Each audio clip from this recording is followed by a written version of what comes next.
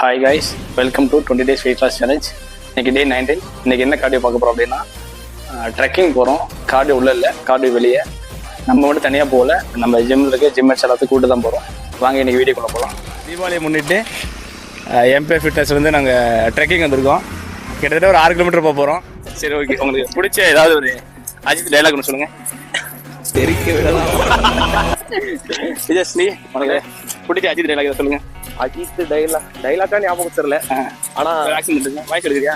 Voice புரிஞ்சு போச்சுடா, புரிஞ்சு போச்சு. சில பல வருஷங்கள் கழித்து ஐ அம் பேக். இதோட 3 கிலோமீட்டர் வந்திருக்கோம். அங்க ஒருத்தர் தெரியுதா பாத்தீங்களா?